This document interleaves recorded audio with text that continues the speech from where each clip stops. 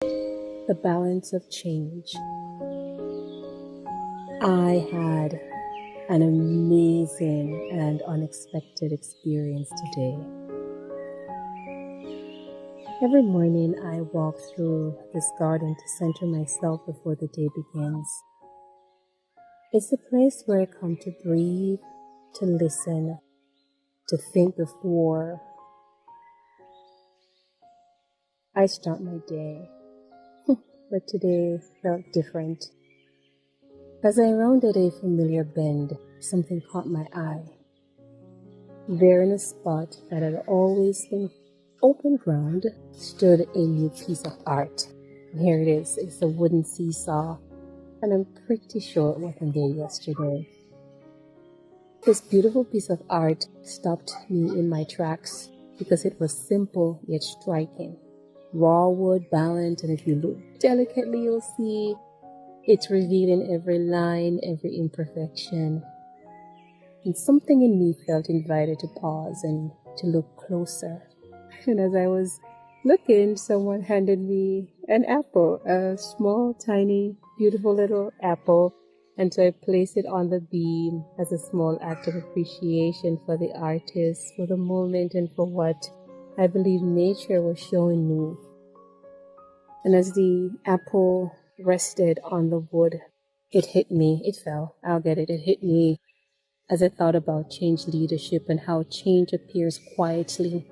And it has a way of rearranging the landscape we thought we knew. When you think about change, it asks us to see with new eyes. And I love nature because nature is like a master class in leadership itself. It doesn't resist transformation. Nature lives transformation. And the ground receives without apology or fear.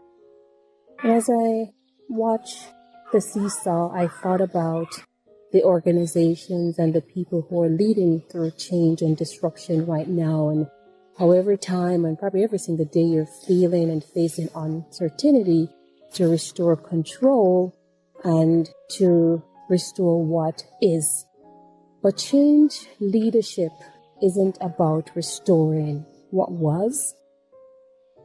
It's about learning to dance with what is and what wants to emerge.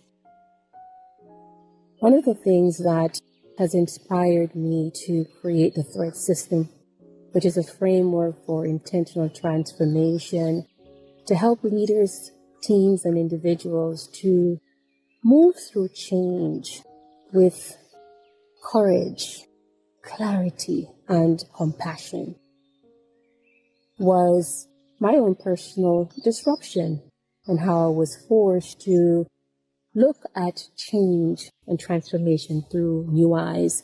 And so the tool begins with 6 simple but powerful practices, and I'll share them with us today. And the first one is to think deeply, and this is where you slow down long enough to hear what the moment is really asking of you. Number 2, harvest wisdom. Look for insight hidden inside the disruption that you're faced with right now. Number 3, release patterns. Let go of what no longer fits who you and your organization is becoming. Number 4, enlist allies. Practice surrounding yourself with truth tellers and co-creators.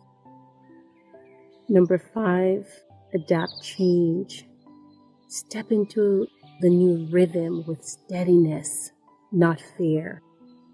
And the 6th step is to design wholeness. This is where we align people, our purpose, practices, policies, and partnerships so transformation endures. I remember leading a major transition once where the budget was tight, morale was low, and the path forward wasn't clear. Instead of rushing to fix all that was going wrong, I remember asking the team to pause. And we spent days in reflection, naming what needed to be released before we could move forward. That pause shifted everything. Clarity replaced confusion, and we learned how to truly adapt to change versus resisting change. Leadership at its core is about living the balance between vision and surrender, between what needs to be built and what we must release. And so if you're leading through transition, don't rush to find equilibrium. I encourage you to trust the moment, trust the movement. Notice what's emerging. Pause to appreciate what's being revealed. Because guess what? Change isn't chaos. It's like a choreography. It's how the universe teaches us to evolve. And so the next time life rearranges something familiar, I encourage you to remember that's how growth begins. And when you do, I hope you pause long enough to appreciate it. Because even in the shifting, even in the unknown, there is sweetness, as this apple I'm about to eat. The point they told me it was sweet, I believe that. But there is sweetness waiting to be seen, just like that apple that I shared earlier that's resting on the beam. And so as you move about your day today, may you embrace change. Step outside in nature, go for a walk. Maybe you'll learn something and see something new today as you go about your day.